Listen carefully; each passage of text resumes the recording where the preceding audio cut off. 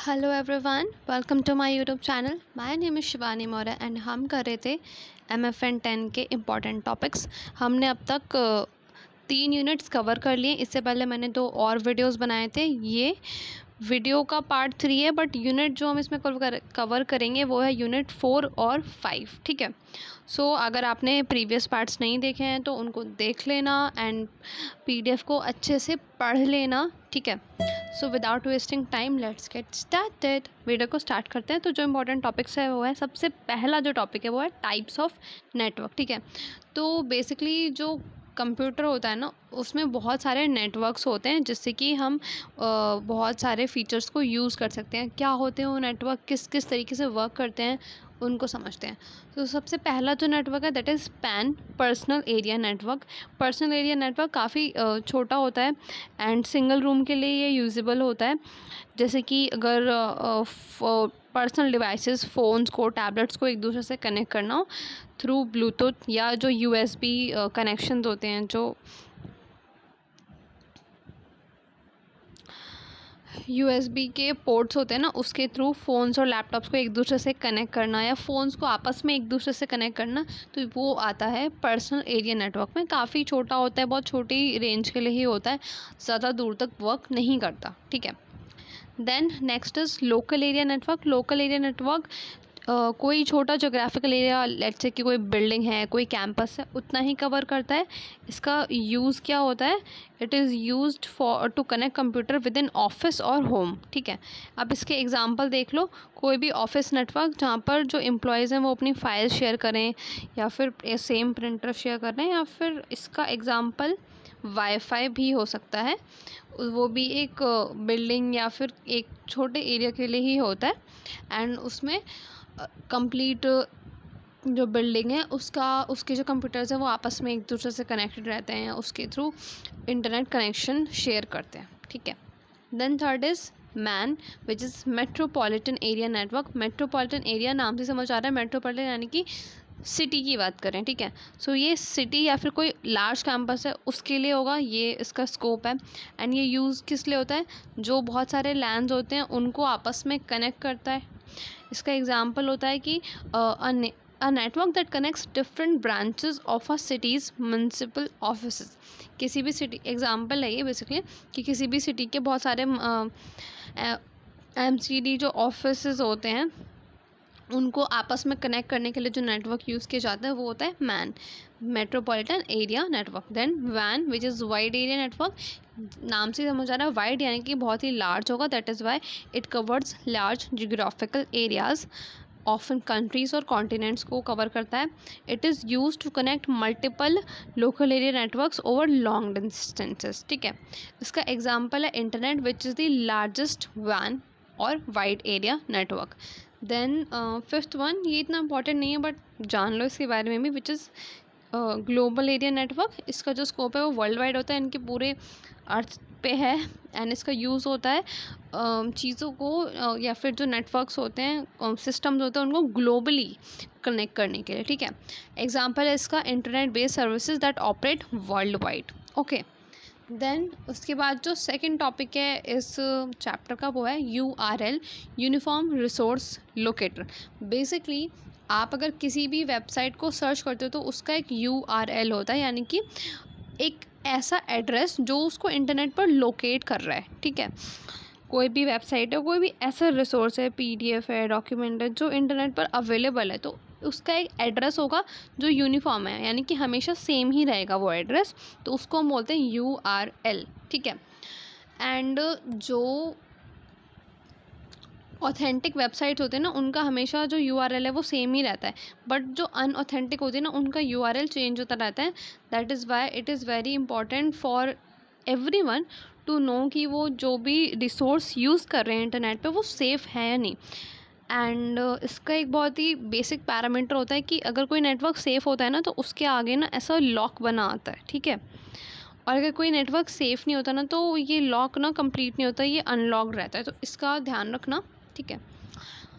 सो ये अक्सर वेबसाइट से कोई भी इंटरनेट पर रिसोर्स होता है उसके आगे ये लॉक होता ही है। तो अगर लॉक लगा हुआ है यानी कि ये काफ़ी कोई सेफ़ वेबसाइट है, ऑथेंटिक है।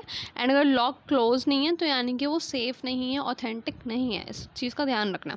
अब बात करते हैं कि URL बेसिकली क्या हुआ इसकी definition. It is the address of a resource on the internet. Internet पर जो भी रिसोर्स अवेलेबल है उसके एड्रेस को हम बोलते हैं URL, यूनिफॉर्म रिसोर्स लोकेटर, जैसा कि इसका नाम बता रहा है। इसके कंपोनेंट्स क्या क्या होते हैं, इसमें होता है एक प्रोटोकॉल, एक डोमेन नेम, पाथ होता है, क्वेरी पैरामीटर्स।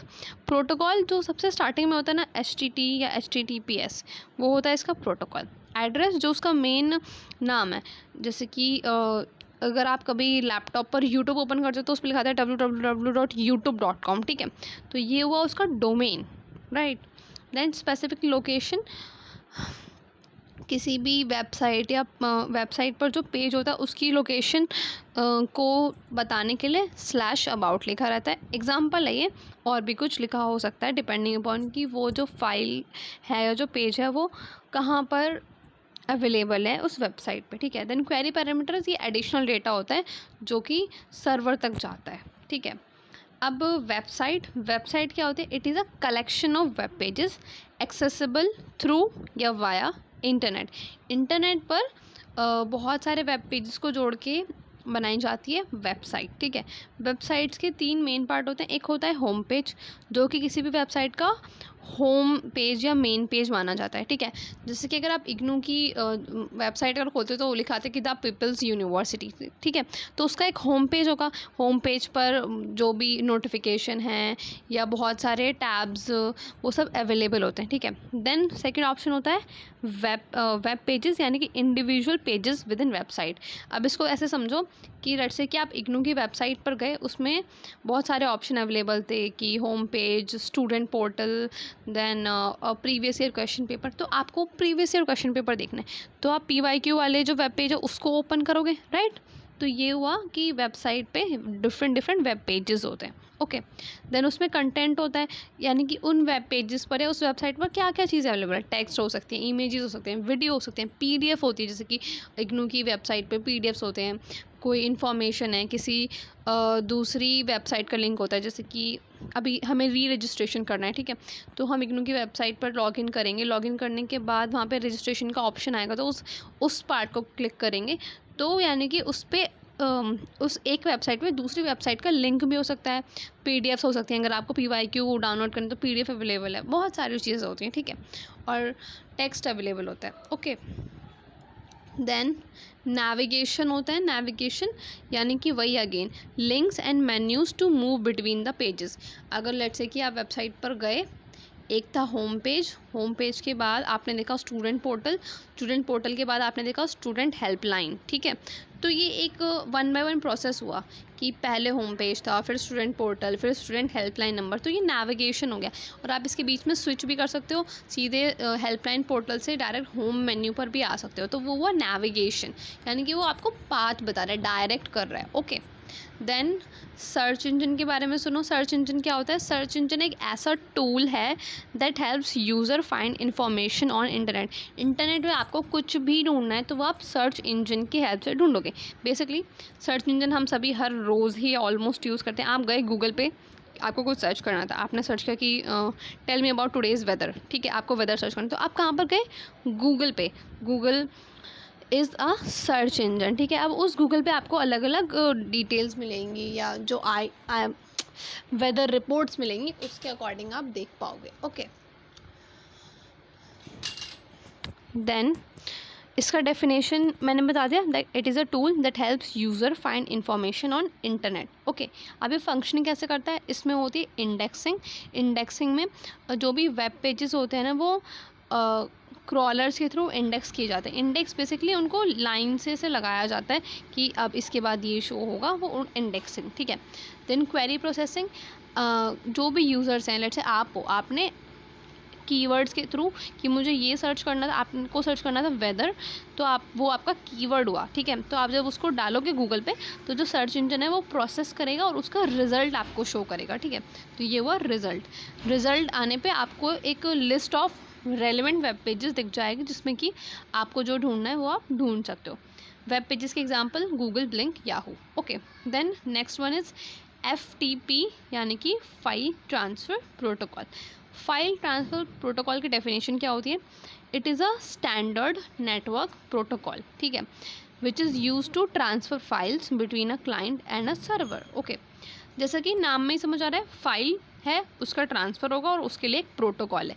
उसी चीज़ को डिफाइन कर देना कि FTP is a standard network protocol used to transfer files between a client and a server. Okay, ठीक है। अब इसमें क्या क्या चीज़ें होती हैं? एक क्लाइंट सर्वर मॉडल होता है, ऑथेंटिकेशन होता है, कमांड्स होते हैं। अब इसको अगेन अपने इग्नू के पोर्टल के एग्जांपल से ही समझते हैं कि इग्नू का जो पोर्टल होता है ना, उस पर बहुत सारी चीज़ें अवेलेबल हैं, ठीक है। तो एक ऐसा प्रोटोकॉल होगा जिसके थ्रू हम क्लाइंट्स हुए, जो स्टूडेंट है वो क्लाइंट हुए, और इग्नू का जो पोर्टल है वो सर्वर की तरह वर्क कर रहा है, लेट्स से, ठीक है। तो हम उस पर जो भी क्वेरी डालेंगे, हमें उस पर से कोई फ़ाइल लेनी है, डाउनलोड करनी है, तो वो हम कर सकते हैं, ठीक है। इसके लिए होगा एक क्लाइंट सर्वर मॉडल जो कि क्लाइंट को यानी कि यूज़र को सर्वर से कनेक्ट करेगा ताकि वो फाइल्स को अपलोड या डाउनलोड कर सके। तो हम लोग अपलोड कर सकते हैं और हम लोग डाउनलोड कर सकते हैं, एंड जो इग्नू के डिपार्टमेंट के लोग होंगे वो फाइल्स को अपलोड कर सकते हैं। तो ये हुआ एक क्लाइंट सर्वर मॉडल, ठीक है। देन ऑथेंटिकेशन कैसे होगा कि आपको एक यूज़र नेम और पासवर्ड डालना है, जैसे कि हमें अभी करना होता है रजिस्ट्रेशन अगर हमें करना है, तो हम पहले अपना हमारा एक यूज़र नेम है, इनरोलमेंट नंबर है, कुछ भी यूज़र नेम होगा, उसका पासवर्ड क्रिएट है, जिससे कि ये पता लगेगा कि मैं ही अपना जो पेज है, अपना जो इंफॉर्मेशन वाला इंटरफेस है वो मैं ओपन कर रही हूँ। तो उसके लिए मुझे प्रूफ करना पड़ेगा, ऑथेंटिफाई करना पड़ेगा दैट इट्स मी। तो ये हुआ authentification. And file transfer protocol के लिए ऑथेंटिफिकेशन इसलिए बहुत ज़रूरी है क्योंकि इंटरनेट पर जितनी भी फाइल्स अवेलेबल हैं उनको सिक्योर रखना बहुत ही ज़रूरी है, और उस सिक्योरिटी को इंश्योर करने के लिए ये ऑथेंटिकेशन बहुत ज़रूरी है। कमांड्स, यूज़र कमांड्स देते हैं लाइक पुट और गेट, ताकि वो किसी भी फाइल को अपलोड या डाउनलोड कर सकें, ठीक है। इसका एग्जांपल FTP क्लाइंट्स है, या फिर लेट्स से कि हम लोग हैं जो इग्नू का पोर्टल यूज़ करें तो हम क्लाइंट्स हुए, ठीक है। Then one important topic is cloud storage, ठीक है। क्लाउड स्टोरेज का मतलब है एक ऐसा सर्विस जिससे कि जो यूज़र्स हैं वो अपना डेटा स्टोर कर सकते हैं on remote servers via internet, ठीक है। तो रिमोट सर्वर्स यानी कि आप उसे कभी भी एक्सेस कर सकते हो, किसकी मदद से? इंटरनेट की मदद से, ठीक है। अब इसके बेनिफिट्स क्या क्या होते हैं? एक्सेसिबिलिटी, फाइल्स को आप कहीं पे भी, इंटरनेट कनेक्शन होगा तो आप दुनिया के किसी भी कोने से उन्हें एक्सेस कर सकते हो, आपको वो मिल सकती है। स्केलेबिलिटी, काफ़ी आप जो भी आपका डेटा है उसकी स्टोरेज कैपेसिटी को इंक्रीज़ और डिक्रीज़ कर सकते हो as per your requirement. Backup, ये एक बैकअप सॉल्यूशन प्रोवाइड करता है ताकि आपका डेटा हमेशा के लिए सिक्योर रहे। इसके एग्जांपल है गूगल ड्राइव, आपने बहुत बार अपना डेटा गूगल ड्राइव पर डाला हो सकता है, drop box, Microsoft one drive, और ये जितने भी एग्जाम्पल्स है ये सब क्लाउड स्टोरेज यानी कि एक स्टोरेज प्रोवाइड कर रहे हैं, ठीक है। देन थोड़ा सा समरी देखो, अब तक हमने क्या पढ़ा? टाइप्स ऑफ नेटवर्क पढ़े हमने, PAN, personal area network, local area network, metropolitan area network, then wide area network, then global area network, जो कि डिफरेंट नेटवर्क्स को एक दूसरे से कनेक्ट करता है for different distances. Then URL पढ़ा, यूनिफॉर्म रिसोर्स लोकेटर, जिसमें प्रोटोकॉल होता है, डोमेन होता है, पाथ होता है, और अलग अलग क्वेरी पैरामीटर्स होते हैं, ठीक है। देन हमने देखा सर्च इंजन क्या होता है, किसी भी इंफॉर्मेशन को ढूंढने के लिए एक टूल होता है। FTP यानी कि ऐसा प्रोटोकॉल जिसके थ्रू हम फाइल्स को ट्रांसफ़र कर सकते हैं। देन क्लाउड स्टोरेज, जिससे कि हम डेटा को स्टोर और एक्सेस कर सकते हैं ऑन रिमोट सर्वर्स, ठीक है, यानी कि कहीं भी with the help of internet. Okay, so ये हुआ यूनिट 4 के जितने इंपॉर्टेंट टॉपिक्स थे। अब थोड़ा सा हम MS वर्ड के बारे में देखेंगे, ये यूनिट 5 का पार्ट है। इसमें से क्वेश्चन अक्सर एडिटिंग डॉक्यूमेंट्स और क्या ऑपरेशंस होते हैं डॉक्यूमेंट के, उस पर आता है, तो थोड़ा सा देखते हैं। MS वर्ड बेसिकली एक ऐसा एप्लीकेशन जिसके थ्रू आप कोई भी डॉक्यूमेंट क्रिएट कर सकते हो, एडिट कर सकते हो, फॉर्मेट कर सकते हो, प्रिंट कर सकते हो, ठीक है। इसके की कंपोनेंट्स क्या होते हैं? रिबन, एक रिबन होगा जिसमें कि आप होम का ऑप्शन होगा, इंसर्ट कर सकते हो कुछ भी, डिज़ाइन कैसा चाहिए, लेआउट कैसा चाहिए, रेफरेंसेस, मेलिंग, ये सारी चीज़ें ऐड कर सकते हो, ठीक है। अलग अलग टैब्स होती हैं उसकी। देन डॉक्यूमेंट एरिया जिसमें कि आप अपने डॉक्यूमेंट को फॉर्मेट कर सकते हो, जो आपका टेक्स्ट है आपको कैसा चाहिए, यानी कि आपको मिडल में चाहिए अपना टेक्स्ट, साइड लाइन चाहिए, राइट साइड चाहिए, लेफ्ट साइड चाहिए, तो आप उसको भी फॉर्मेट कर सकते हो अपने टाइप्ड टेक्स्ट हो। देन स्टेटस बार जो कि पेज नंबर और वर्ड काउंट और लैंग्वेज, इन सब चीज़ों को डिस्प्ले करता है, ठीक है। देन नेविगेशन पेन जिससे कि आप अपने डॉक्यूमेंट को व्यू टैब के थ्रू ओपन कर सकते हो, ठीक है। देन डॉक्यूमेंट के ऑपरेशंस क्या क्या होते हैं, क्या क्या चीज़ें आप कर सकते हो डॉक्यूमेंट में। सबसे पहला क्रिएट अ डॉक्यूमेंट, डॉक्यूमेंट बना सकते हो कैसे, फाइल पर क्लिक करोगे एंड ऑप्शन डालोगे क्रिएट न्यू डॉक्यूमेंट, या तो ब्लैंक डॉक्यूमेंट बना सकते हो या अपनी मर्जी का कोई भी टेम्पलेट चूज़ कर सकते हो, ओके। देन उस डॉक्यूमेंट को सेव कर सकते हो, फाइल पे जाके सेव या सेव एज, जिस भी नाम से आपको उसे सेव करना है, एंड उसकी लोकेशन बताओगे, ठीक है। आपको PDF फॉर्म में सेव करना है, डॉक्यूमेंट फॉर्म में, HTML फॉर्म में, PPT फॉर्म में, जिस भी फॉर्म में सेव करना है वो आप कर सकते हो। देन ओपन कर सकते हो अपने डॉक्यूमेंट को, अगेन फाइल ऑप्शन पे जाना है and open to open a existing document. उसके बाद फॉर्मेटिंग, टेक्स्ट की फॉर्मेटिंग, आपको अपने टेक्स्ट को बोल्ड करना है, उसमें कोई कलर डालना है, साइज़ चेंज करना है, उसका फॉन्ट चेंज करना है, अंडरलाइन, इटैलिक, तो ये वो टेक्स्ट की फॉर्मेटिंग। देन पैराग्राफ की फॉर्मेटिंग, पैराग्राफ में आपको अपने पैराग्राफ को लेफ्ट साइड में डालना है, राइट सेंटर में करना है, राइट साइड में डालना है, लाइन में कितनी स्पेसिंग देनी है, ये सब चीज़ें कर सकते हो। देन स्टाइल, आपको अपने जो भी टेक्स्ट है ना उसको हेडिंग के फॉर्म में चाहिए, सब हेडिंग के फॉर्म में, या नॉर्मल टेक्स्ट चाहिए, कोई अदर टेक्स्ट का स्टाइल चाहिए, तो वो आप कर सकते हो। देन इंसर्टिंग एलिमेंट्स, आप MS वर्ड के डॉक्यूमेंट में कोई भी चीज़ इंसर्ट कर सकते हो, कोई टेबल इंसर्ट करना है वो कर सकते हो, इमेजेस इंसर्ट कर सकते हो, शेप्स या चार्ट्स इंसर्ट कर सकते हो, हेडर और फुटर्स इंसर्ट कर सकते हो। हेडर्स यानी कि नंबर, डेट्स या फिर डॉक्यूमेंट का टाइटल, ठीक है। देन डॉक्यूमेंट को एडिट करना हो तो वो कैसे करोगे, सेलेक्ट का ऑप्शन होता है, किसी भी टेक्स्ट को सेलेक्ट करना है तो या तो उस पर क्लिक करके ड्रैग करो, या नहीं तो सेलेक्ट ऑल का ऑप्शन कर सकते हो for selecting the entire document.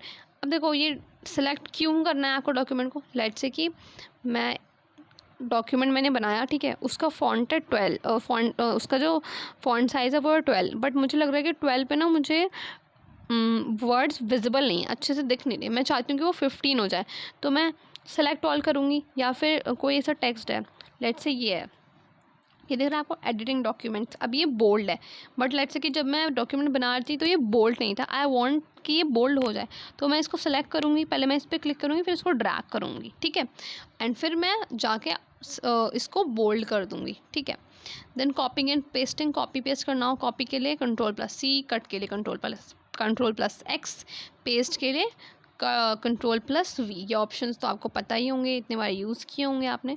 Undo redo, undo के लिए Ctrl+Z, रीडू के लिए Ctrl+Y। लेट्स से अंडू और रीडू हमें क्यों यूज़ करना है, लेट्स से कि मैं PDF बना रही हूँ, मैं डॉक्यूमेंट बना रही थी, डॉक्यूमेंट में मुझे कोई इमेज ऐड करना था, मैंने किया पर वो मुझे पसंद नहीं आया, तो मैं उसे अंडू कर दूँगी, Ctrl+Z कर दूँगी, तो वो बैक हो जाएगा, रिमूव हो जाएगा। बट मैं चाहती हूँ कि नहीं यार अच्छा लग रहा था वो, तो मैं उसे वापस ला देती हूँ, तो मैं Ctrl+Y करूँगी, तो वो वापस आ जाएगा, रीडू हो जाएगा, ठीक है।